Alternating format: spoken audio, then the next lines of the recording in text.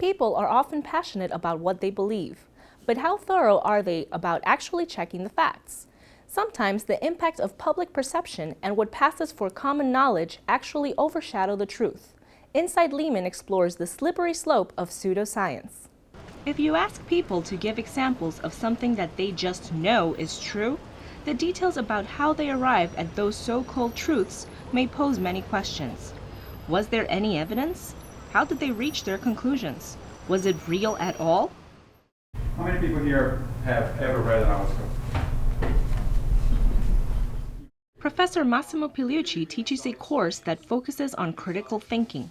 His approach blends two very different perspectives. He is the chair of the Department of Philosophy at Lehman College, but he also has a 25-year history as a scientist. One important area of study involves the human capacity for denial when a person is subjected to trauma.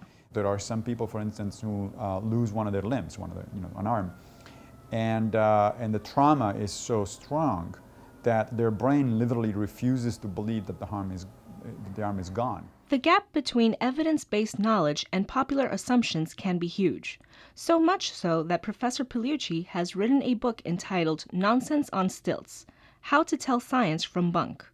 First, the basic question: what is bunk? If it happened that you learned about a particular belief from a figure of authority or somebody who was very dear to you, or you have arrived at a certain conclusion because of traumatic events, those are situations where it is very hard for people to let go of beliefs, even though they may be demonstrably untrue, because there is a large emotional involvement. In this type of discussion, students inevitably find themselves challenging society's beliefs as well as some of their own. The reactions may include everything from optimism to pessimism, or even a willingness to step outside of what they believe in to take a closer look. I first learned about critical thinking and reasoning through Sherlock Holmes, when I read that very young. Then I spoke to some of my favorite teachers growing up, and they kind of put me on the right path. I think critical thinking is very important because I feel like it protects you from outside influences, from being led astray by an authority figure as opposed to an expert. So, if you're seeking knowledge to tell the difference between fact and fiction, where do you turn? Generally speaking, from books, sometimes from the newspaper, but I don't always trust even the New York Times. It's a compendium of sources. Internet, carefully, very carefully. Certain books that have the author has a reputation for factual, and they can be cross-checked easily. I do not rely on a single website. I check a different website. In our daily lives, we are willing to regard some people as experts because they are trained in a specialized field or have a track record of prior success.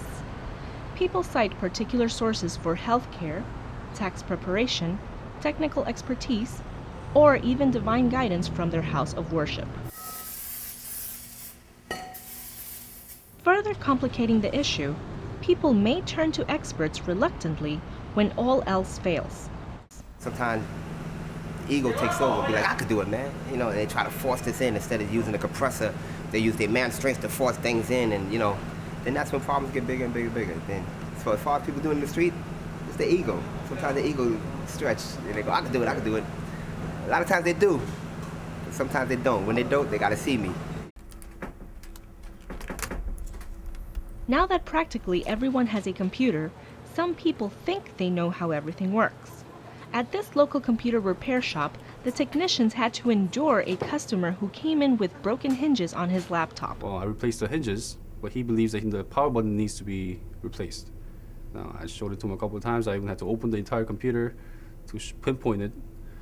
Well, he still didn't believe me. Just left unhappy. If you're interested in medicine, you ask your doctor. If you're interested in science, go to a reputable website like Scientific American, for instance. Just because you walk into a public library, for instance, I wouldn't suggest to pick up a random book at a public library and think that it's a good one because it's in the public library. Experts? I'm the expert for my daily life. Others honestly call it as they see it, admitting that it's hard to know what to believe. I get up in the morning scared that I really don't know what I know because I'm getting it from secondhand sources. I have a co-worker that I work with. He's always talking about aliens and how he thinks UFOs and everything is real, but at the same time, he doesn't really have any proof. And if he does see this, I would love for him to show me that proof.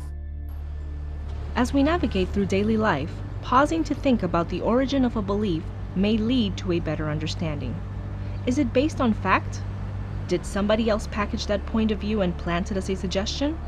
Is it a convenient and comfortable belief because it avoids greater complexities? Most of all, is there a compelling reason to accept it or to challenge it? Laura Bowden, Inside Lehman.